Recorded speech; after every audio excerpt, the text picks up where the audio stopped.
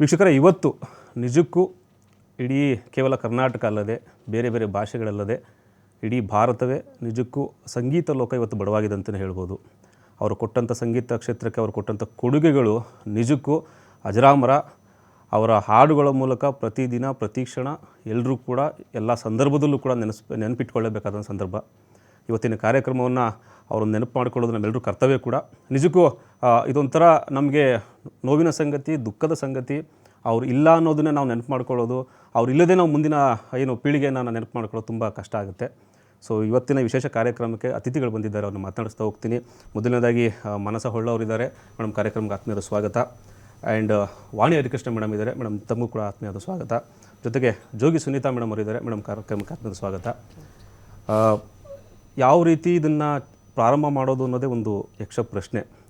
ಇವತ್ತಿನ ಗಾಯನ ಲೋಕಕ್ಕೆ ಆಗಿರುವಂಥ ನಷ್ಟ ಇದೆಯಲ್ಲ, ಅದನ್ನು ತುಂಬೋದಕ್ಕೆ ಮತ್ತಾರಿಂದಲೂ ಸಾಧ್ಯವಿಲ್ಲ ಅಂತಲೇ ನಾವು ಒಂದು ಸ್ಟೇಟ್ಮೆಂಟನ್ನು ಕೊಡುವಂಥ ಸಂದರ್ಭ.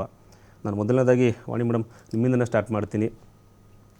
ಏನು ಹೇಳಕ್ಕೆ ಬಯಸ್ತೀರಾ ಈ ಸಂದರ್ಭದಲ್ಲಿ, ಈ ಒಂದು ನಷ್ಟವನ್ನು ಯಾವ ರೀತಿ ನೀವು ಭರಿಸೋಕ್ಕೆ ಪ್ರಯತ್ನ ಪಡ್ತೀರಿ ಅನ್ನೋದು? ಎಲ್ಲ ಗಾಯಕರಿಗೂ ಅವರೇ ಸರಸ್ವತಿ. ನಾವು ಎದುರು ನೋಡಿರೋ ದೇವ್ರವರು. ಇವಾಗ ನಮ್ಮ ಮುಂದೆ ಸರಸ್ವತಿ ಹಾಡಿದ್ರೆ ಹೆಂಗಿರುತ್ತೋ ಆ ಥರನೇ ಗಾಯಕರಿಗೆಲ್ಲ. ಅಂದರೆ ನಾವೆಲ್ಲ ಇವಾಗಿನ ಪೀಳಿಗೆ ಅವ್ರ ಹಾಡು ಒಂದೊಂದು ಹಾಡಿಂದನೇ ಕಲಿಯೋದು ಎಷ್ಟೋ ಇರುತ್ತೆ. ಅವ್ರು ಎಷ್ಟು ಹಾಡುಗಳು ಹಾಡಿದ್ದಾರೆ ಅಷ್ಟು ಭಾಷೆಗಳಲ್ಲಿ, ನಾವು ಸಾಯೋವರೆಗೂ ಕಲಿಯೋಕ್ಕಾಗಲ್ಲ, ಅಷ್ಟು ಹಾಡುಗಳಿದೆ. ಅವ್ರು ಫಿಸಿಕಲಿ ನಮ್ಮ ಜೊತೆ ಇಲ್ಲ, ನಮ್ಮೊಳಗೆ ಎಲ್ಲ ಗಾಯಕರೊಳಗೂ ಅವರು ಇದ್ದೇ ಇರ್ತಾರೆ. ನಿಜ ಮೇಡಮ್, ಹೇಳಿದಾಗೆ ಹಾಡಿನ ಮೂಲಕ ಪ್ರತಿ ದಿನ ಅವ್ರು ಹಾಡಿರುವಂಥ ಇಷ್ಟು 17-22 ಭಾಷೆಗಳಲ್ಲಿ 48,000ಕ್ಕೂ ಹೆಚ್ಚು ಹಾಡುಗಳನ್ನು ಹಾಡೋದು, ಇದು ಈ ಈ ಒಂದು ಜಮಾನ ಅಂತ ಏನು ಕರಿತೀವಿ ಅಥವಾ ಈ ಒಂದು ಶತಮಾನ ಅಂತ ಏನು ಕರಿತೀವಿ, ಅದು ಯಾರಿಂದಲೂ ಸಾಧ್ಯವೇ ಇಲ್ಲ. ಅದನ್ನು ಹೇಗೆ ನಾವು ಅದನ್ನು ಅವರಿಗೆ ನಾವು ಮತ್ತೆ ಏನು ಕೊಡೋಕ್ಕೆ ಸಾಧ್ಯ ಇದೆ? ಅವರು ಚಿತ್ರರಂಗಕ್ಕೆ, ಸಂಗೀತ ಕ್ಷೇತ್ರಕ್ಕೆ ಕೊಟ್ಟಂಥ ಕೊಡುಗೆ ಇದೆಯಲ್ಲ, ಅದು ಯಾವ ಕಾಲಕ್ಕೂ ಯಾರೂ ಕೂಡ ರೀಚ್ ಮಾಡೋಕ್ಕಾಗದೇ ಇರುವಂಥದ್ದು. ನಾವು ಕನಸು ಕಾಣ್ಬೋದಷ್ಟೇ, ರೀಚ್ ಮಾಡ್ಬೋದೇನೋ ಅಂತ, ಬಟ್ ಅವರು ಅದನ್ನು ಸಾಧಿಸಿ ಯುವ ಪೀಳಿಗೆ ಕೊಟ್ಟೋದಂಥ ಒಂದು ಕೊಡುಗೆ. ಮೇಡಮ್ ಸುನೀತಾ, ನೀವೇನು ಹೇಳ್ತೀರಿ ಮೇಡಮ್? ಸರ್, ಈಗಾಗಲೇ ವಾಣಿಯವ್ರು ಹೇಳಿದ್ರು, ನಮ್ಮಂಥ ಗಾಯಕರಿಗೆ ಅವರು ಒಂಥರ ಸರಸ್ವತಿ ಆ್ಯಂಡ್ ಒಂಥರ ಏಕಲವ್ಯ ಇದ್ದಂಗೆ. ಅವ್ರ ಹತ್ರ ನಾವು ಕೂತು ಕಲ್ತಿಲ್ಲ ಅಷ್ಟೇ, ಕೇಳಿ ಸುಮಾರು ಹಾಡುಗಳನ್ನು ಕಲ್ತಿದ್ದೀವಿ. ಆ್ಯಂಡ್ ನಾವು ಅವರ ಎಷ್ಟೋ ಹಾಡುಗಳಿಗೆ ನಾನು ಆ್ಯಸ್ ಅ ಕೋರಸ್ ಸಿಂಗರ್ ಆಗಿ ಎಂಟ್ರಿ ಆಗಿದ್ದು ಫಿಲಮ್ ಫೀಲ್ಡ್ಗೆ. ಅವರ ಎಷ್ಟೋ ಹಾಡುಗಳಿಗೆ ನಾನು ಕೋರಸ್ ಹಾಡಿದ್ದೀನಿ, ಬಟ್ ಡೈರೆಕ್ಟಾಗಿ ಅವ್ರ ಜೊತೆ ಯಾವತ್ತೂ ನಾನು ಸಿನಿಮಾದಲ್ಲಿ ಹಾಡಿಲ್ಲ, ಕೋರಸ್ಗಳನ್ನ ಹಾಡಿದ್ದೀನಿ. ಆ್ಯಂಡ್ ಸುಮಾರು ವೇದಿಕೆಗಳಲ್ಲಿ ಅವ್ರ ಜೊತೆ ಹಾಡುವಾಗ ವೇದಿಕೆಯನ್ನು ಹಂಚ್ಕೊಂಡಿರೋದು ಇದೆ. ಆ್ಯಂಡ್ ಅವರ ಸರಳತೆ ಸರ್, ಅವರು ಫಸ್ಟು ಯಾವತ್ತಂದ್ರೆ ಪ್ರತಿಯೊಂದು ಕಾರ್ಯಕ್ರಮನೂ ಅವರಿಗೆ ಮೊದಲನೇ ಕಾರ್ಯಕ್ರಮ ಅಂತಲೇ ಭಾವಿಸ್ತಿದ್ರು. ಆ್ಯಂಡ್ ಸ್ಟೇಜಿಗೆ ಬರುವಾಗ ವೇದಿಕೆ ಕೊಡ್ತಿದ್ದಂಥ ಗೌರವ.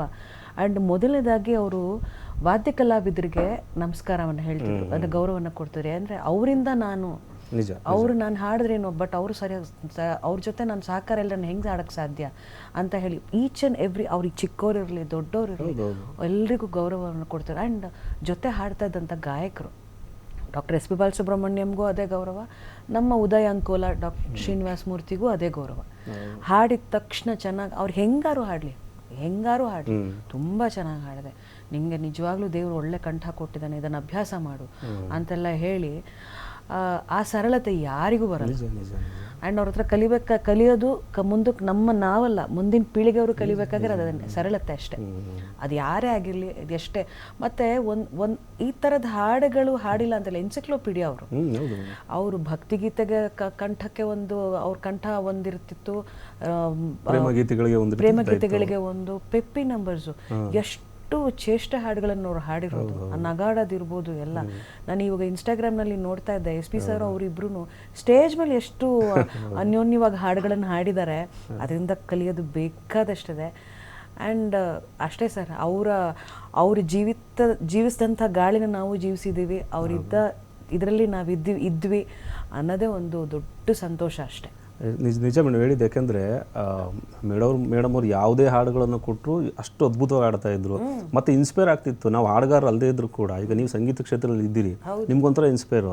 ನಾವು ಸಂಗೀತ ಕ್ಷೇತ್ರದಲ್ಲಿ ಇಲ್ಲ, ಬಟ್ ನಮಗೂ ಒಂಥರ ಆ ಸೋಲೆ ಇಲ್ಲ ಹಾಡು ಕೇಳಿದ್ರೆ ಎವ್ರಿ ಮೂಮೆಂಟಲ್ಲಿ ನಮಗೆ ಈಗ ಏನಾದರೂ ಮಾಡಬೇಕು ಲೈಫಲ್ಲಿ ಏನು ಅಂತೇಳಿ ಆ ಹಾಡು ಸಾಹಿತ್ಯ ಒಂದು ಕಡೆ ಆದರೆ. ಇವತ್ತು ಬರ್ಬೇಕಾದ್ರೆ ನಾನು ಅರ್ಚನಾಗೆ ಹೇಳ್ತಾ ಬರ್ತಾ ಇದ್ದೆ, ಅವ್ರನ್ನ ನೋಡ್ಲಿಕ್ಕೆ ಬರುವಾಗ ನಾನು ವಾಪಸ್ ಬರ್ತಾ ಇದ್ದೆ, ಒಂದು ತುಂಬ ಗರ್ಭಿಣಿ, ಏನಿನ್ನ ಇನ್ನೊಂದು 2-3 ದಿನದಲ್ಲೇ ಆಕೆಗೆ ಡೆಲಿವರಿ ಆಗಬಹುದು ಅನ್ಸತ್ತೆ. ಅವಳು ಬಂದು ನನಗೆ ಹಿಂಗೆ ನಮ್ಗೇನು ಅಂತ ಅಂದೆ, ಎಲ್ಲಮ್ಮ ಅಂದರೆ ನನಗೆ ಎಲ್ಲಿ ಭಯ ಪಾಪ ಏನು ಇಲ್ಲ ಮೇಡಮ್, ನಾನಂತೂ ಕಲಾವಿದೆ ಆಗಲಿಲ್ಲ, ಇವ್ರನ್ನ ನೋಡಿ ನನಗೂ ಹೆಣ್ಮಗುನೇ ಆಗಬೇಕು, ನನಗೆ ಜಾನಕಮ್ಮನ ಥರ ಹಾಡಬೇಕು, ಎಷ್ಟು ಅಭಿಮಾನ ಬೆಳೆಸ್ಕೊಂಡಿದ್ದೆ, ಬರಬೇಕು ಅನ್ಬೇಕಾದ್ರೆ ಅದನ್ನು ಎಷ್ಟರ ಮಟ್ಟಿಗೆ ಅಭಿಮಾನ ಬೆಳೆಸ್ಕೊಂಡು ನಾನು ಅದನ್ನೇ ಅಂದೆ, ಅಯ್ಯೋ ಪರವಾಗಿಲ್ವಾ ಅಂದರೆ, ಇಲ್ಲ ಮ್ಯಾಮ್ ನಾನು ನಮ್ಮ ಯಜಮಾನ್ರು ಕರ್ಕೊಂಡು ಹೋಗ್ತೀನಿ ಅಂತ ಹೇಳಿದ್ರು. ಪರವಾಗಿಲ್ಲ ನಾನು ಹೋಗ್ತೀನಿ, ಎಷ್ಟೊತ್ತಾದ್ರೆ ಕ್ಯೂನಲ್ಲಿ ನಿಂತ್ಕೊಂಡು ಹೋಗ್ತೀನಿ, ನಾನು ಅವ್ರನ್ನ ನೋಡ್ತೀನಿ ನಾನು ಅಂತ.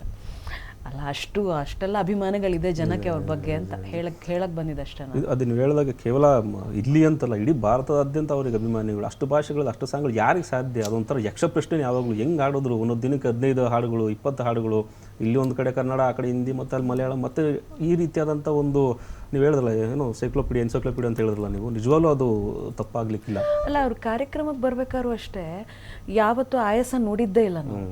ಅದು ಎಷ್ಟೇ 3 ಗಂಟೆ ಕಾಲ ಕಾರ್ಯಕ್ರಮ ಆಗಿರಲಿ, ಅದೇ ಫಸ್ಟ್ ಮೊದಲನೇ ಹಾಡಲ್ಲಿ ಏನು ಎನರ್ಜಿ ಇರ್ತಿತ್ತು, ಕಾರ್ಯಕ್ರಮ ಮುಗಿಯೋರ್ಗು ಅದೇ ಎನರ್ಜಿ ಇರೋದು. ಆ್ಯಂಡ್ ಎಲ್ಲ ರೀತಿ ಹಾಡುಗಳನ್ನು ಹಾಡಿದ್ದು.